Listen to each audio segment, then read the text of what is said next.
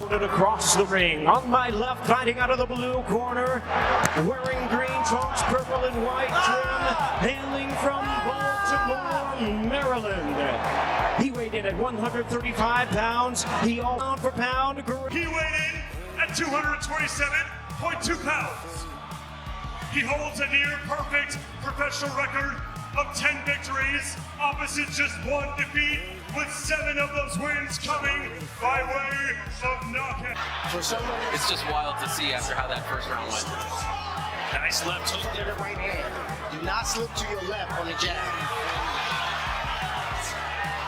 That's just a matter of time. He's getting broke down. That's a good hook here. Overhand right. A minute 15 seconds away from the midpoint of this fight, and now Davis trying to walk. Jake Paul versus Gervonta Tank Davis in 2025 wasn't just a fight. It was a cultural earthquake. What unfolded inside that Miami ring was pure chaos, a violent collision between fame, power, and pride. The undefeated knockout king squared off with a YouTube villain, and what the world witnessed was shocking, brutal, and unforgettable. The question everyone was left asking: did Jake Paul conquer the impossible, or did Tank Davis expose him in the most devastating way imaginable? On paper, this matchup made no sense. Jake Paul, a natural cruiserweight who walked around at over 200 pounds, stepping into the ring with Gervonta Davis, a lightweight legend who built his career destroying men at 135 pounds. The weight gap alone made regulators in Atlanta pull the plug on the first version of the fight. Officials called it unsafe, even irresponsible. But boxing isn't built on reason, it's built on spectacle. And spectacle is exactly what Miami's Casa Center promised. A city known for wild nights and headline-making chaos became the stage for one of the most improbable clashes in modern sports. What started as a mismatch turned into a global event. Netflix saw the firestorm brewing and decided to pour gasoline on it, turning the fight into the Super Bowl of combat sports. The marketing blitz was relentless. Billboards, documentaries, interviews, and viral clips flooded the internet.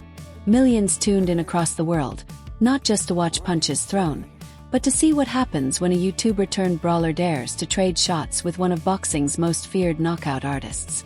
This wasn't about belts or rankings. It was about pride, ego, and the pursuit of history. The size difference was more than a storyline. It was a storm waiting to explode. Jake Paul entered the ring taller, heavier, with a longer reach and a reputation for using his physicality to bully opponents. On paper, it looked like David versus Goliath. But the twist here: Goliath wasn't the natural-born fighter. Jake was the outsider, the disruptor, the man the boxing world refused to take seriously. Across from him stood Gervonta Tank Davis, the smaller man, but a monster with dynamite in his fists. 24 wins, 23 knockouts, and a fearsome reputation that echoed through 3 weight divisions. For Tank, this wasn't just another fight. It was about defending the sport itself from being turned into entertainment theater. The tension didn't appear overnight. The seeds of this rivalry were planted years earlier.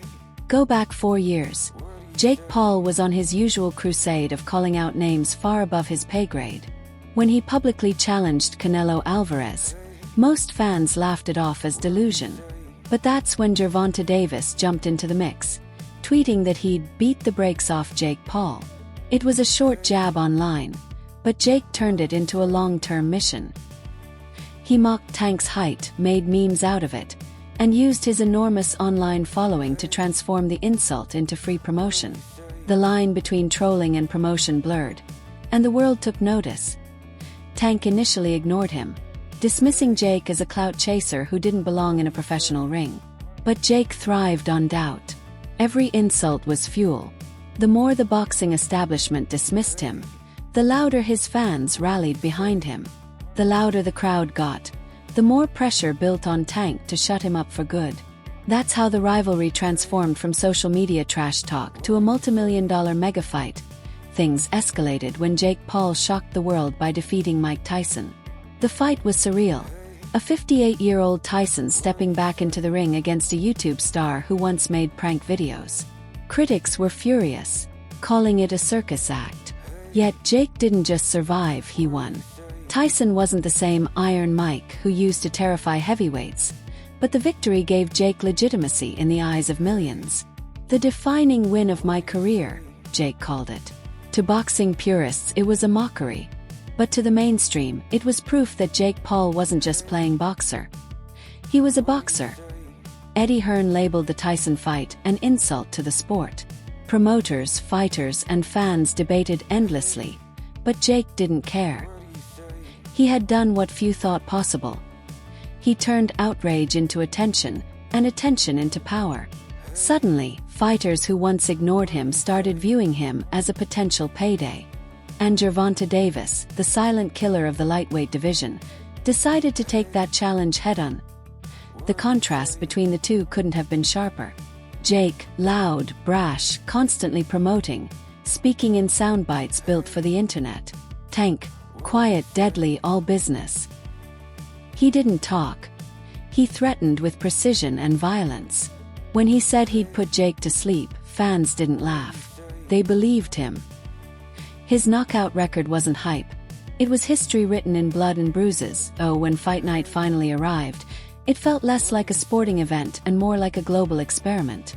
The world wanted to see which force would win. Raw power and size, or skill and pure fighting instinct.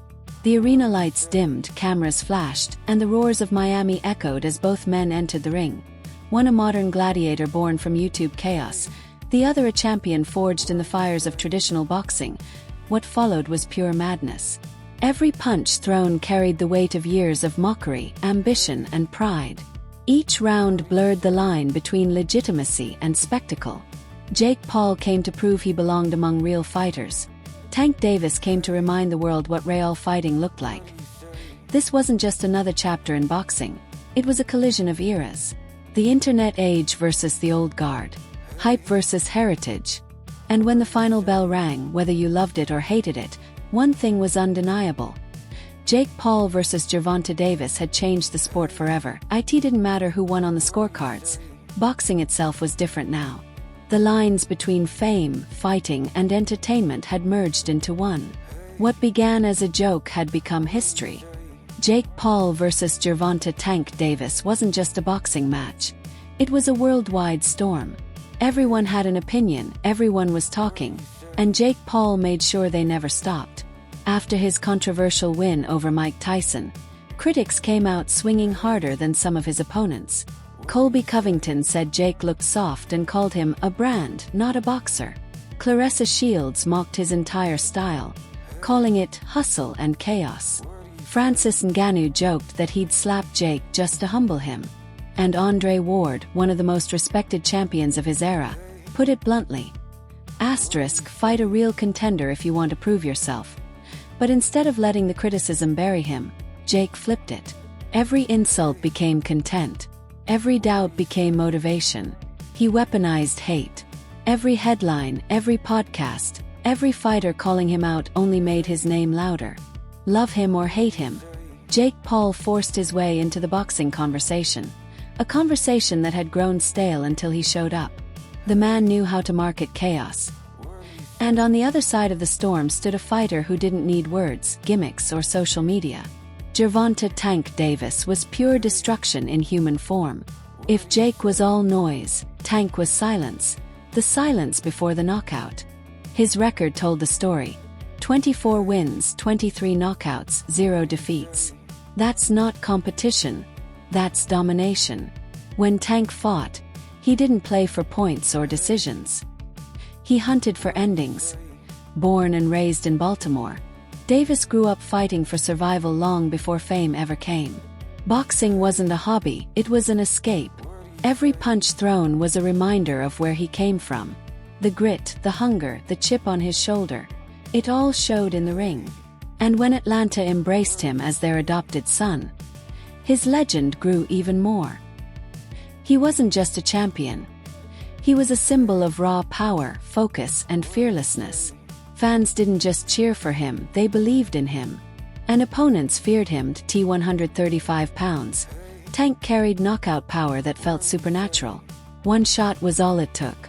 He didn't waste punches, didn't waste motion. He stalked his opponents, waited for the perfect moment, and detonated. That was the Tank Davis signature. Cold, clinical, and devastating. So when the fight with Jake Paul was announced, the boxing world's reaction was unanimous. This was a trap Jake couldn't escape. Sure, Jake had beaten